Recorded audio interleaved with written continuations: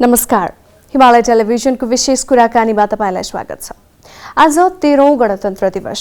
लकडाउनका कारण यस वर्षको गणतन्त्र दिवस भव्य समारोह र तामझाम नगरी दीपावली मात्र गरेर मनाउने सरकारले निर्णय गर्यो र सरकारको निर्देशन अनुसार तिनै तहका सबै सरकारी कार्यालय र विदेशस्थित नेपाली कूटनीतिक नियोगमा दीपावली मात्रै गरेर गणतन्त्र दिवस मनाइयो।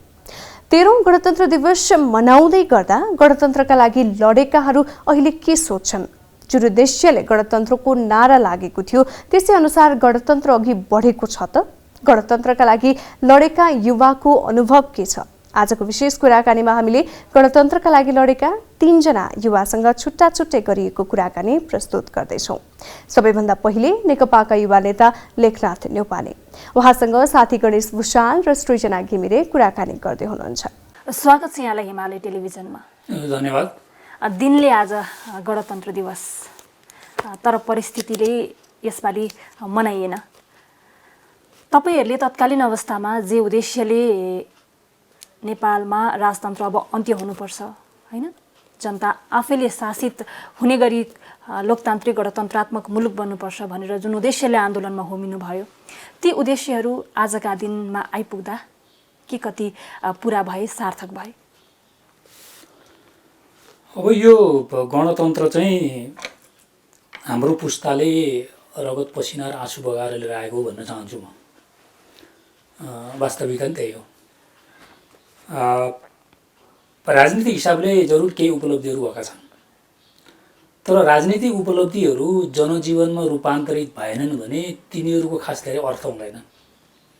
किनभने राजनीतिक प्रणाली आफैमा राम्रो नराम्रो भन्ने धेरै अन्तर्वस्तुले फरक पर्दैन, तर त्यसलाई हामी कसरी सञ्चालन गर्छौँ, त्यहाँ सञ्चालन गर्ने प्रतिनिधिहरूको सोच्ने तरिका र काम गर्ने तरिका कस्तो हुन्छ, उनीहरू केलाई केन्द्रीय विषयवस्तु मान्छन् भन्ने कुरो चाहिँ मुख्य वस्तु हो। र त्यो आधारमा हेर्ने हो भने राजनीतिक परिवर्तनले जनताको जनजीवनलाई खास सम्बोधन गर्न सकेन। व्यवस्था फेरियो हो, जनतालाई त्यसले खासै फरक पार्न सकेन। व्यवस्था फेरियो, काम गर्ने संस्कृति फेरिएन। शासनमा जाने पात्रहरू फेरिए तर प्रवृत्ति फेरिएन। त्यसो भएको हुनाले यो गणतन्त्र चाहिँ एकाध मान्छेहरूका निम्ति जसरी हिजोको शासनमा हुने गर्थ्यो, पञ्चायत कालमा या गणतन्त्रभन्दा अगाडि एकाध मान्छेहरूलाई त्यो शासन व्यवस्थाले मालामाल बनाएको थियो, गणतन्त्र पछि पनि एकाध मान्छेहरू जो पहुँचमा छन्, जो सत्तामा छन्, जो पदमा छन्, ती मान्छेहरू चाहिँ मालामाल हुने, तर आधारभूत तहको जनता जसलाई हामीले भूमिवर्ग भन्छौँ त्यो चाहिँ हिजोको भन्दा नि अझ खराब हुने। मैले यसो किन भनेको भने गणतन्त्रभन्दा अगाडि शिक्षा र स्वास्थ्यमा जुन प्रकारको अधिकार र पहुँच थियो त्यो भूमिवर्गको मान्छेको आज झन् जटिल बन्यो। त्यो पहुँच झन् टाढा भयो र चाहिँ शिक्षा र स्वास्थ्य जस्ता चाहिँ सेवाका क्षेत्रहरू खरिद गर्नुपर्ने भयो। खरिद गर्ने हैसियत त्यो भूमिवर्गका मान्छेको निम्ति भएन, गणतन्त्रले त्यसलाई सम्बोधन गर्न सकेन। त्यसो भएको हुनाले मेरो विचारमा गणतन्त्र चाहिँ आधारभूत तहका जनताहरूलाई पहिलो सम्बोधन गर्नुपर्ने शासन प्रणाली थियो, तर त्यसो भएन। भयो के त भन्दा एकाध मान्छेहरूलाई मालामाल बनाउने व्यवस्थामा मात्रै सीमित हो, जो हिजो पनि थियो। कहाँनिर आएर चाहिँ यो गणतन्त्रको मर्ममा विचलन आयो? नेतृत्वहरू कहाँ गएर भड्किए अथवा कहाँनिर आएर त्यसमा विचलन आयो? विचलन दुईटा कोणबाट हेर्नुपर्छ। एउटा दृष्टिकोणमा विचलन हेर्नुपर्छ। त्यो दृष्टिकोणमा आएको विचलनले अनि त्यसपछि व्यवहारमा प्रभाव पार्ने हो। दृष्टिकोणमा विचलन आएनन् भने व्यवहार अपेक्षा अनुकूल अगाडि बढ्ने हो। त्यसकारण सबभन्दा पहिलो चाहिँ हाम्रो दृष्टिकोणमा कसरी विचलन आयो भन्दा शासनमा जाने भनेको अथवा सरकारमा जाने भनेको अथवा पदमा जाने भनेको चाहिँ तपाईँको निजी स्वार्थका निम्ति हो अथवा मेरो आफ्नो व्यक्तिगत हितका निम्ति हो भन्ने सोच्ने तरिका कायम भयो। त्यहीँबाट विचलन सुरु भयो भन्छु मैले। वर्गका निम्ति हो, यो आन्दोलनका निम्ति हो अथवा यो चाहिँ आधारभूत तहका जनताको निम्ति हो भन्ने सोच्ने तरिकाबाट हामी डेभिएट भयौँ पहिलो। दोस्रो, त्यही भएर त हामी देखिराखेका छौँ एकातिर भूमिवर्गका मान्छेहरूको शिक्षा स्वास्थ्य लगायतका थुप्रै क्षेत्रहरूबाट पहुँच टाढा टाढा हुँदै जाने, तर हामी सीमित मान्छेहरू जो पदमा छौँ, आज कानुन कार्यान्वयन गर्ने ठाउँमा छौँ। हाम्रो आजको आर्थिक अवस्था हेरौँ, हामीले प्राप्त गरिरहेको शिक्षा र स्वास्थ्य अधिकारको कुराकानी गरौँ, आफू विदेश जाने परिवारहरूलाई विदेशमा लगेर चाहिँ हामी उपचार गराउँछौँ, बच्चाहरूलाई विदेश पढाउँछौँ। विदेश कसैको विदेश गएनन् भने यहीँका 5 तारे 7 तारे चाहिँ शिक्षा पसलहरूमा हामी पढाइराखेका छौँ होइन। यो स्थिति छ नि त आज। गणतन्त्रले यो परिकल्पना गरेको थिएन। त्यसो भइसकेपछि त हामीले लडेर लिएर आएको गणतन्त्रले त्यो वर्गलाई सम्बोधन गर्न सकेन भनिसकेपछि यो गणतन्त्र हाम्रा निम्ति हो कि होइन भन्ने प्रश्न त उठ्छ नै। तपाईँ आफैले भन्नुभयो रगत पसिना बगाएर हामी आन्दोलनमा होम्यौँ, हाम्रै रगतले आँसुले आर्जेको यो लोकतन्त्र गणतन्त्र। तपाईँहरूले त यस्तो भनिरहनु भएको छ, जनताले के भन्लान्? होइन, अब हामी पनि जनतै हौँ होइन। यद्यपि अब जिम्मेवारीका हिसाबले एउटा राजनीतिक पार्टीको एउटा जिम्मेवारी होला, एउटा आस्था होला। हामीले बोलेको विषयवस्तु या मैले बोलेको विषयवस्तु जनताको विषयवस्तुभन्दा फरक हुने कुरो पनि भएन। किनभने त्यो आधारभूत तहको जनताको मा खुट्टा टेक्ने विषयवस्तु नै हामीले गल्ती गऱ्यौँ भनिसकेपछि मैले त्यसो भनिराखेको छु भने मैले खुट्टा टेक्ने प्रयत्न गरेर नै यसो भन्नुपर्छ। त्यो नै नैतिकता हो। किनभने मैले बोलेको विषयवस्तु चाहिँ अरूका निम्ति अर्थी या अरूका निम्ति आलोचना या अरूका निम्ति गाली हुने, म चाहिँ त्योबाट माथि हुने होइन। आज हाम्रो समस्या त्यो पनि हो। हामीले देखिराखेका छौँ नेताहरूले बोल्दाखेरि हाम्रो आन्दोलन, हाम्रो वर्ग या हाम्रो केन्द्रीय समितिको निर्णय कहिले पनि भन्नुहुन्न। मैले नोट गरेर राखेको चाहिँ एकदम मसिनोसँग नेताहरू, टपमोस्ट नेताहरूले बोल्नुहुन्छ मैले गरेको मेरो भनेर बोलिराख्नुभएको छ। जनयुद्धबाट आएको चाहिँ नेतृत्व पनि त्यही बोलिराख्नुभएको छ। त्यहाँ त हामीले सामूहिकताको कुराकानी गरेका थियौँ, त्यहाँ त सामूहिक निर्णयको कुराकानी गरेका थियौँ, त्यहाँ चाहिँ सामूहिक अपनत्वको कुराकानी हामीले गरेका थियौँ। तर आज के भयो त भन्दा गणतन्त्र चाहिँ फेरि निजी विचारमा, निजी स्वामित्वमा होइन, निजी उपलब्धितिर गएर चाहिँ यो स्खलित भयो। जे जसरी विचलन आयो, स्खलित भयो गणतन्त्रको मर्ममा, तिनले जनता यति विक्षिप्त बनेका छन्। कहीँ कतै जनताले अब यो व्यवस्थाको विकल्प खोज्ने समय आएको हो, के लाग्छ यहाँलाई? होइन, अब गणतन्त्रको विकल्प चाहिँ गणतन्त्र नै हो, त्यो अर्को हुँदैन। त्यसकारण आज समस्या भयो भन्दा पछाडि फर्केर इतिहासको रथलाई तान्न मिल्दैन। त्यसकारण आज गणतन्त्रमा समस्याहरू आए, गणतन्त्रमा नेतृत्व गरिराखेको नेतृत्वमा विचलन आयो भन्नुको अर्थ हिजोको पञ्चायत ठिक थियो, हिजोको राजतन्त्रात्मक संसदीय व्यवस्था ठिक थियो, हिजोको राणा ठिक थियो भन्नेतिर जाने होइन। नेतृत्व परिवर्तन गर्नु हामीले भन्न खोजेको अर्थ यो भन्दा अगाडि जाने कसरी हो, अगाडि जानका निम्ति चाहिने विचार के हो, अगाडि जानका निम्ति चाहिने नेतृत्व कस्तो हो, अगाडि जानका निम्ति चाहिने संस्कृति कस्तो हो भन्ने विषयवस्तुको खोजी गर्ने हो। हामीले बहस गर्ने त्यता हो है। त्यसो भएको हुनाले विकल्प चाहिँ गणतन्त्रको निम्ति गणतन्त्र नै हो। तर यो गणतन्त्रलाई आधारभूत तहका जनताहरूलाई सम्बोधन गर्ने गणतन्त्रमा हामीले फेर्नुपर्छ। यो गणतन्त्र सीमित मान्छेहरूको लुटपाट गर्ने माध्यम जस्तो भयो है। यो सीमित मान्छेहरूले लुटपाट गर्ने माध्यम बनिराखेको चाहिँ यो शासन व्यवस्थालाई बहुसङ्ख्यक जनताहरूको हितमा कसरी लैजाने भन्ने चाहिँ आजको हाम्रो छलफल, बहस, अन्तर्क्रियाको वस्तु बनाउनुपर्छ भन्ने म ठान्छु। हुन्छ, यहाँलाई धेरै धेरै धन्यवाद। हुन्छ, धन्यवाद। उहाँ हुनुहुन्थ्यो नेकपा नेता लेखनाथ न्यौपाने। गणतन्त्र स्थापनामा सक्रिय उहाँ जस्तै अर्का पात्रसँग पनि हामीले कुराकानी गरेका छौँ। विनोद थापा, रितेश श्रेष्ठको सहयोगमा सुफल काफ्लेले गरेको कुराकानी अबको पालोमा। आज गणतन्त्र दिवस, गणतन्त्रकै लागि लडेका एक पात्र कुराकानीका लागि मसित हुनुहुन्छ ठाकुर गैरे। नमस्कार, स्वागत छ तपाईँलाई हिमालय टेलिभिजनमा। धन्यवाद। आज गणतन्त्र दिवस हामी मनाइरहेका छौँ। 12 वर्ष अगाडि चाहिँ यो सडकमा गणतन्त्रको लागि नारा लाउनेहरू धेरै भिड थियो। आज परिस्थिति फरक छ, सडक सुनसान छ। तर यो 12 वर्षको बिचमा तपाईहरूले ल्याएको गणतन्त्र, हामीले ल्याएको गणतन्त्रले धेरैजना सिंहदरबार पुग्नुभयो, जसको दूरी यहाँबाट 200 मिटर पनि छैन। तर सडकमा गणतन्त्रको नारा लगाउँदै हिँड्ने, खाली खुट्टा हिँड्ने नागरिकहरूको जीवनस्तर चाहिँ उस्तै छ। उनीहरू चाहिँ अहिले पनि त्यही स्थानमै छन्। सबभन्दा पहिला त आदरणीय शहीदहरूप्रति म श्रद्धाञ्जली र यो गणतन्त्र ल्याउनको लागि हर तरहले योगदान पुर्याउने सबैप्रति म उच्च सम्मान व्यक्त गर्न चाहन्छु। र तपाईँले भन्नुभयो जस्तै वास्तवमा गणतन्त्र स्थापना गर्नको लागि खाली खुट्टा पिठ्युमा नानी बोकेर बैशाखी टेकेर हर तरहले चाहिँ सडकमा निस्कनेहरूको जीवनमा खासै परिवर्तनको अनुभूति हुन सकेको छैन, उनीहरूले अनुभूति गरेका छैनन्। यद्यपि हामीले चाहिँ यो बिचमा प्राप्त गरेका उपलब्धिहरू साना छैनन्। हामीले संविधान प्राप्त गऱ्यौँ, संविधान बमोजिम निर्वाचित जनसरकार स्थानीय प्रदेश र सङ्घीय सरकार प्राप्त गऱ्यौँ। कानुनी क्षेत्रमा धेरै ठुला परिवर्तन भए। देशको पार्वन सुविधाको क्षेत्रमा हामीले केही उपलब्धिहरू हासिल गऱ्यौँ। तथापि हामीले आन्दोलनका बेला जुन श्रमजीवी जनताको पक्षमा नारा लगायौँ, उत्पीडित समुदायको पक्षमा नारा लगायौँ, भ्रष्टाचार विरुद्ध नारा लगायौँ, कमिसन खोरका विरुद्ध आवाज उठायौँ, जनताले सबैले हामीले उठायौँ।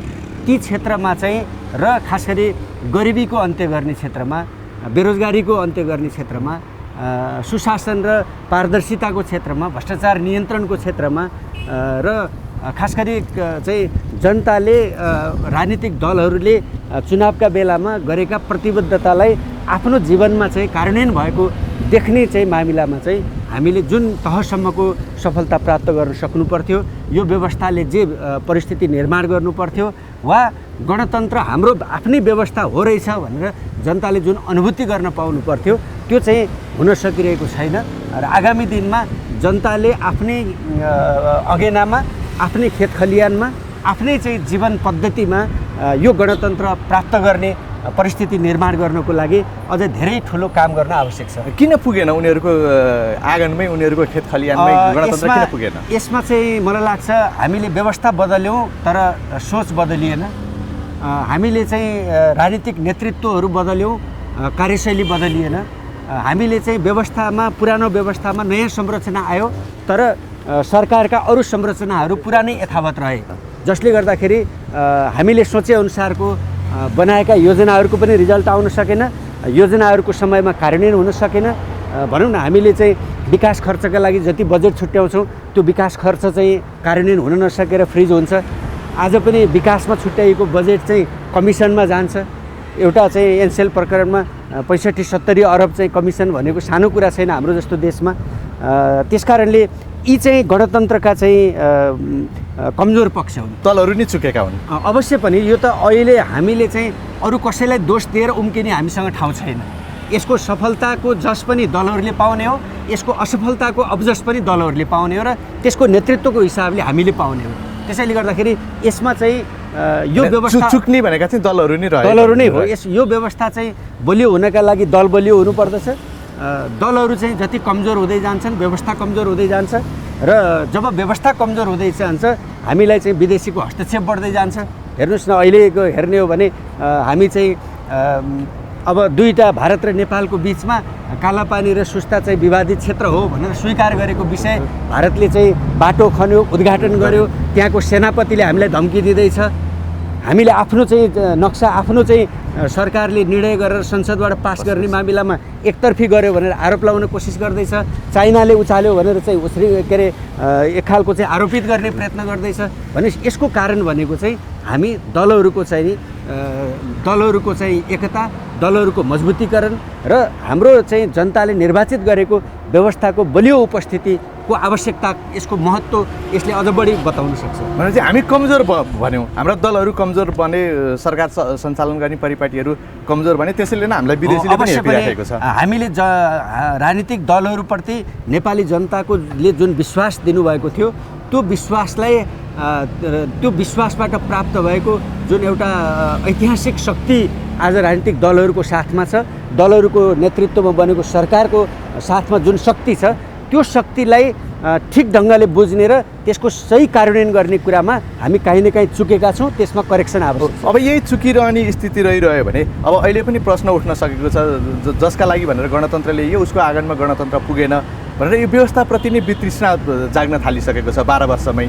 म अहिले नै व्यवस्थाप्रति चाहिँ वितृष्णा भन्ने ठाउँमा छैन र त्यो हुँदा पनि होइन, तर दलहरूप्रति गम्भीर प्रश्न उठेका छन्। तर जो नागरिक गणतन्त्रको लागि लडेको थियो, खाली खुट्टा सडकमा आएको थियो, यही सडकमा उसमा वितृष्णा छ। उसमा वितृष्णा मात्रै होइन, उसको हामीप्रति, दलहरूप्रति, नेताहरूप्रति गम्भीर प्रश्न छ। कतिपय सन्दर्भमा आरोप पनि छ। हामीले चाहिँ ती जनताले उठाएका प्रश्न र हामीमाथि लगाएका कतिपय आरोपहरूको हामीले व्यवहारमा, आचरणमा, पद्धतिमा, कार्यशैलीमा, कार्यान्वयनमा रूपान्तरण गरेर हामीले चाहिँ सही साबित हुनु आवश्यक छ र त्यसरी प्रस्तुत हुनुको विकल्प हामीसँग छैन। भनेपछि दलहरू सच्चिनु पर्यो, दलहरूको कार्यशैली सच्चिनु पर्यो, चाहिँ योजना, सही योजना बनाउने र सही त्यो योजनालाई कार्यान्वयन गर्ने ठाउँमा चाहिँ दृढतापूर्वक उभिनु पर्यो र खास गरी सरकार चाहिँ यो संविधानको रक्षा गर्ने, यो संविधानको कार्यान्वयन गर्ने र सरकारले बनाएका नीति निर्माणहरू सही बन्ने र त्यसको कार्यान्वयन सफलतापूर्वक हुने कुरामा चाहिँ दृढतापूर्वक उभिनु पर्यो। कहीँ कसैलाई पनि भ्रष्टाचार गर्न छुट छैन, कहीँ कसैलाई पनि चाहिँ देशका विरुद्ध चाहिँ यो व्यवस्थाका विरुद्ध चाहिँ लाग्न छुट छैन, कहीँ कसैलाई पनि जनताको हित र देशको हित बाहेक अरू चाहिँ कुनै पनि गतिविधि गर्न छुट छैन भन्ने कुरामा चाहिँ सरकारको जबरजस्त चाहिँ प्रस्तुति र त्यसमा चाहिँ नि कुराभन्दा बढी एक्सनको आवश्यकता छ। यसका लागि दलहरूले चाहिँ के गर्नु पर्यो? यसका लागि सबभन्दा पहिला त दलहरूको सन्दर्भमा कुरा गर्ने हो भने दल चाहिँ मैले मेरै दलको कुरा गर्छु कि हामी विचार प्रधान बन्नु पर्यो, हामी चाहिँ विधिसम्मत चल्ने हुनु पर्यो, हामी संस्थागत जीवन प्रणालीलाई व्यवस्थित गर्नु पर्यो, हामीले सामूहिकतालाई चाहिँ बलियो बनाउनु पर्यो र पार्टीले निर्णय गर्ने र त्यो निर्णय चाहिँ कार्यान्वयन हुने कुरा गर्नु पर्यो। सरकार र पार्टीको बिचमा पार्टीले सरकार चलाउने कि सरकारले पार्टी चलाउने जुन अहिले यो बिचमा समस्या उत्पन्न भएको छ, पार्टीको नेतृत्वको सरकार हो, पार्टीको चाहिँ मूल नीति निर्देशनलाई सरकारले चाहिँ बोक्नु पर्दछ र सरकार अरू हिसाबले एकदम स्वतन्त्र रूपले स्मुथली चल्ने बनाउनु पर्दछ र सरकार चाहिँ नेकपाले स्थापना कालदेखि आजसम्म यसले उठाउँदै आएका जनजीविकाका, न्यायका, समानताका एजेन्डाहरूलाई कार्यान्वयन गर्ने र त्यस पछाडि गएर चाहिँ हामीले चुनावमा चाहिँ जनतासँग गरेको घोषणापत्र मार्फत गरेका प्रतिबद्धताहरू कार्यान्वयन हुने कुरा चाहिँ गर्नु पर्यो। हामीसँग धेरै समय छैन, हामीले भूकम्प यही बिचमा भयो,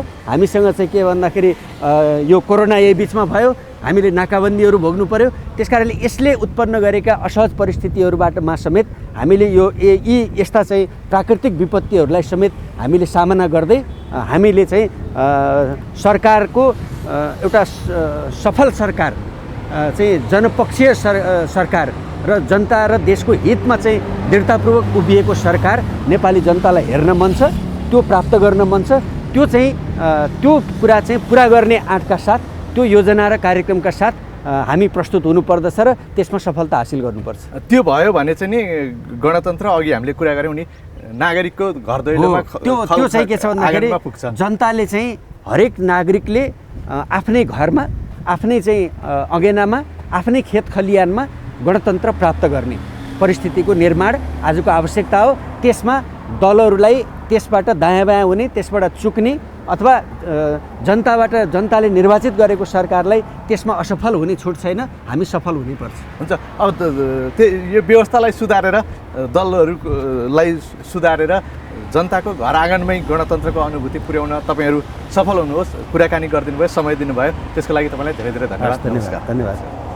उहाँ हुनुहुन्थ्यो नेकपा नेता ठाकुर गैरे। गणतन्त्रको 12 वर्षका उपलब्धि स्मरण गर्दै गणतन्त्र स्थापनाका लागि नै लडेका अर्का युवा नेतासँग हामीले कुराकानी गरेका छौं र उहाँ हुनुहुन्छ नेपाली कांग्रेसका नेता प्रदीप पौडेल र कुराकानी गर्दै हुनुहुन्छ गणेश भुषाल र सिर्जना घिमिरे। प्रदीपजी, स्वागत छ यहाँलाई हिमालय टेलिभिजन। धन्यवाद, नमस्कार। आज गणतन्त्र दिवस मितिले जे उद्देश्यले यहाँहरू त्यो आन्दोलनमा होमिनु भएको थियो, व्यवस्था फेरियो, गणतन्त्र देशमा आयो, तर तपाईहरूको उद्देश्यले मूर्त रूप लिन सकियो सकेन आजका मितिसम्म आइपुग्दा? अब गणतन्त्रको आन्दोलन गर्ने बेलामा त हामीले अर्कै सपना देखेका थियौँ। अब त्यो चाहिँ हुन त अब यो सबै कुरा त्यो बेलामा समीक्षा गरिएको, सबै कुराका बारेमा विश्लेषण गरिएको अवस्था हुँदैन। अब त्यो बेलामा निरङ्कुश राजतन्त्रले नेपालको लोकतान्त्रिक व्यवस्थामाथि धावा बोलिरहेको अवस्था थियो। त्यसैले राजतन्त्र नै सामन्तवादी प्रवृत्तिको प्रतिनिधित्व गर्छ। राजतन्त्रले चाहिँ यो जनप्रतिनिधि चयनको प्रक्रियालाई अवरुद्ध गरेको छ र नेपालका तमाम समस्याहरू नै चाहिँ यही प्रवृत्तिका कारणले हो भन्ने हाम्रो बुझाइ थियो। आन्दोलनको मसलाका रूपमा हामीले लिएर यही राजतन्त्रको उपस्थितिले हामीले नेपालमा कहिले पनि लोकतन्त्रलाई संस्थागत गर्न नसक्ने भयौँ।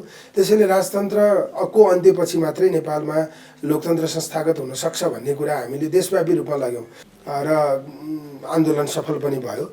तर आन्दोलन सफल भइसकेपछि मुलुकमा चाहिँ नयाँ खालको चाहिँ एउटा संस्थागत हुने प्रणालीको विकास नभएपछि, जनतालाई डेलिभर हुने स्थिति नभएपछि, कुनै पक्षमा पनि सुधारहरू नभएपछि चाहिँ सैद्धान्तिक पक्षको सुधारले मात्रै हुँदो रहेनछ। व्यवहारिक सुधारको निम्ति चाहिँ हामीले फेरि चाहिँ अर्को खालको अभियान सुरु गर्नुपर्ने स्थिति त होइन भन्ने एक खालको चाहिँ फोहोर सफा गर्ने प्रक्रिया चाहिँ सुरु गर्नुपर्ने हो कि त्यस्तो लागिरहेको छ। भनेको अर्को खालको विकल्प भनेको कस्तो? मतलब व्यवस्थाको विकल्प खोजेको होइन, गणतन्त्रको विकल्प अर्को केही हुनै सक्दैन होइन। जनताले आफ्नो चाहिँ नेतृत्व अरू कसैले गरिदिनुपर्छ, मलाई शासक चाहिन्छ चाहिँ भनौँ न कुनै एउटा अदृश्य शक्तिले मलाई शासक दिनुपर्छ भनेर त्यस्तो भन्ने अवस्था त हुनु हुँदैन। प्रतिनिधिमूलक राजनीतिक व्यवस्था नै हुनुपर्छ। त्यसको लागि यही लोकतान्त्रिक गणतन्त्रभन्दा अर्को उत्तम अरू कुनै व्यवस्था हुन सक्दैन। जनताले निर्वाचनमा दण्डित र पुरस्कृत गरेर गर्न सक्छन्। दुई राजनीतिक नेतृत्वले चाहिँ अहिलेको आवश्यकता के हो, अहिलेको प्रतिस्पर्धाको विधि के हो होइन, अहिले चाहिँ हामीले प्राथमिकतामा राख्नुपर्ने विषय के हो, अहिलेका समस्या के हुन् र समाधान कसरी हुन सक्छ भन्ने बारेमा चाहिँ आफ्नो दक्षता प्रस्तुत गर्ने स्थिति भयो भने यो कमी कमजोरीहरू हट्न सक्छ जस्तो मलाई लाग्छ। जनताले त फेरि निर्वाचनबाट चुने त बहुमतको सरकार बनोस् भनेर, राजनीतिक स्थिरता होस् भनेर गर्यो, त्यसपछि पनि जनताले खासै चित्त बुझाउने अवस्था आएको छैन। यसरी प्रचण्ड समर्थनबाट सरकार बन्दा पनि चाहिँ मुलुकले त केही प्राप्त गर्न सकेन। यसले चाहिँ आम रूपमा निराशा बढाएको छ। के हुँदा चाहिँ हुन्छ त, के हुँदा चाहिँ गर्न सकिन्छ त। नेकपाले झन्डै 48% मत प्राप्त गरेको छ। 48% मत प्राप्त गरेको पार्टी सरकारमा हुँदा पनि जनताले परिवर्तनको अनुभूति गर्न सक्दैनन्, सरकारले डेलिभर गर्न सक्दैन, सरकारले तमाम विकृतिहरूलाई अन्त्य गर्न सक्दैन, कसैसँग डराउनुपर्छ भने चाहिँ के भयो भने मुलुकको विकास हुन्छ भनेर मान्छेले प्रश्न गर्ने एउटा स्थिति चाहिँ बनेको छ। त्यसैले नेतृत्वले गम्भीर भएर सोच्न जरुरी छ। किन गर्न सकिएन त, के कारणले गर्न सकिएन, त्यसको दोष अन्त कतै छ भन्ने होइन, त्यसको दोष नेतृत्वमै छ। तर यसमा त सबै राजनीतिक दल जिम्मेवार भयो नि त। अनि मेरो दल जिम्मेवार छैन मैले भनिनँ। दलहरूले सुधार गर्नुपर्ने विषय यो हो। दलहरूले संविधानको जे भावना हो त्यो भावनाको आधारमा कार्यशैलीलाई अगाडि बढाउनु पर्यो। तर यो सबै कुरा गरिरहँदा माथिल्लो तहका नेताहरू सिंहदरबारभित्रका संरचनाहरूमा के कसरी घोलमिल भइरहेका छन् भन्दा पनि गणतन्त्रले त तलका भुइँ मान्छेहरूलाई छुनुपर्ने हो, त्यो छुन सकेको छैन। तपाईँहरूको आन्दोलनको उद्देश्य त भुइँ मान्छे थियो होला नि? होइन, डेफिनेटली हामीले भुइँ मान्छेलाई नै चाहिँ हेरेर आन्दोलन गरेको हो। आन्दोलनमा धेरै भुइँ मान्छेहरूको सहभागिता थियो। राज्यमा जुन खालको विभेद छ, असमानता छ, त्यसलाई अन्त्य गर्नका निम्ति त्यसो गरिएको थियो। यहाँको चाहिँ जातीय विभेद होइन, तपाईँको यहाँको सांस्कृतिक विवेक, यहाँको परम्परागत विभेद, यो सबैलाई अन्त्य गर्नका निम्ति त्यसो गरिएको थियो। केन्द्रीकृत शासन प्रणालीलाई अन्त्य गर्नका निम्ति, समावेशी राज्य स्थापना गर्नका निम्ति हामीले गणतन्त्र ल्याएको। तर प्रवृत्तिगत हिसाबले मान्छेहरू फेरिए होलान्, तर कार्यशैली फेरिएन। नेतृत्व कहाँ चुक्यो त त्यसो भए? नेतृत्व धेरै कुरामा चुक्यो। तपाईँको छोटो समयमा नेतृत्व चुकेका सिलसिलाहरू बताउन धेरै गाह्रो छ। नेतृत्वले आफूलाई कतै पनि परिवर्तन गरेन। यो नेतृत्व 14 वर्ष जेल बसेको नेतृत्व हो होइन। अहिले सरकारको नेतृत्व गरिरहनु भएको केपी ओली दुःख नगरेको मान्छे होइन, उहाँले एकदम धेरै दुःख गरेको मान्छे हो। तर त्यहाँ गइसकेपछि उहाँलाई जसले जसरी पेल्यो उहाँले पनि अरूलाई त्यसरी नै पेल्नु हो। उहाँले पहिला जसरी लोकतन्त्रमाथि धावा बोलिएको देख्नु भएको थियो, आफू त्यसरी नै धावा बोल्ने गरी उहाँ उद्धत हुनुभयो। त्यसैले शासन शैली, कार्यशैली परिवर्तन भएन, सोच परिवर्तन भएन। संविधानमा थुप्रै राम्रा कुराहरू लेखिएको छ, संविधानका सबै कुराहरू राम्रा छन्, तर त्यसलाई व्यवहारिक पक्षबाट कार्यान्वयन गर्ने कुराको एकदमै ठुलो चुनौती छ। जनताले के पाए यो बिचमा? होइन, जनताले के पाए भनेर परिवर्तन कतै पनि छैन मैले भनेको होइन, तर हामीले परिवर्तनको पहाडलाई अग्ल्याउनु पर्ने ठाउँमा परिवर्तन चाहिँ एकदमै नगर्ने कुराहरूमा मात्रै भयो। तपाईँको शिक्षामा के परिवर्तन भयो, स्वास्थ्यमा के परिवर्तन भयो होइन, राज्यले विपन्न समुदायका निम्ति दायित्व कहाँनिर निर्वाह गर्यो, सुशासन कायम गर्ने सन्दर्भमा हिजोभन्दा आज फरक के भयो, न्याय प्रणालीमा कहाँनिर सुधार भयो होइन, जनताले विपद र समस्या पर्ने बेलामा राज्यको सहयोगको महसुस गर्ने स्थिति कहाँनिर भयो, अथवा सही ढङ्गले प्रतिनिधित्व गरेर जनप्रतिनिधिहरू आए तिनले आफूलाई जनताको सेवक ठाने या ठानेनन् भन्ने सवालसँग जोडेर हेर्दा चाहिँ स्थिति हिजोको जस्तै छ।